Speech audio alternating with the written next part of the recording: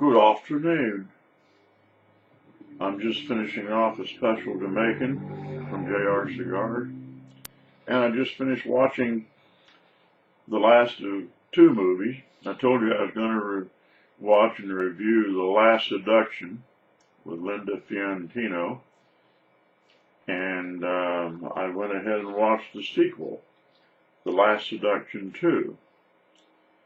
Well, the first movie was all right. Plenty of sex and surprises and some violence. Linda Fiorentino is very easy on the eyes. And she plays a telemarketer who absconds with her husband's drug money.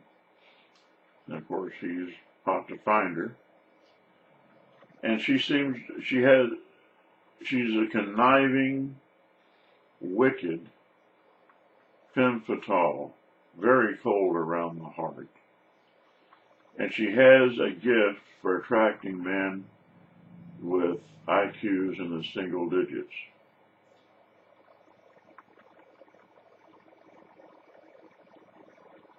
One thing leads to another, and of course it ends in murder. The second movie, The Last Seduction 2, has none of the same cast. The same character, played by Linda Fiorentino in the first movie, is played by Joan Severance in the second. Well, with all due respect to the lovely Miss Severance, she's no Linda Fiorentino.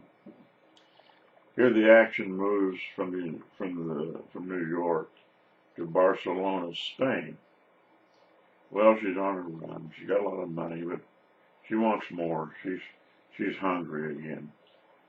And she takes up with this guy that runs a sex phone business. Well, she takes to it like a pro. And she figures out a way to start pilfering money from the company. Now, the second movie has two femme fatales for the price of one. There's a female private detective hot on her trail. And a lot of complications ensue, and, well, it ends in murder. Alright. First one's okay, the second one's lousy. Which is alright, because I've seen lots of lousy movies.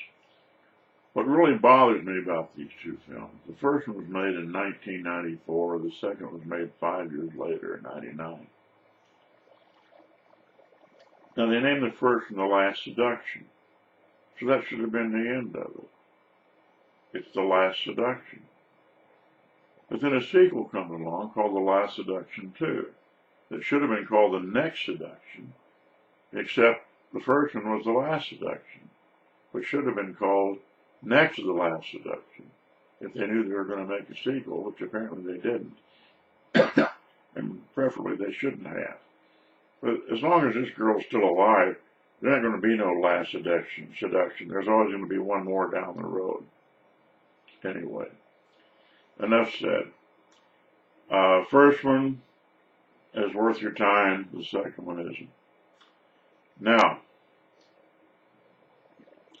what did I dream last night? I was on a luxury cruise liner watching a big show headlined by Dean Martin and Jerry Lewis.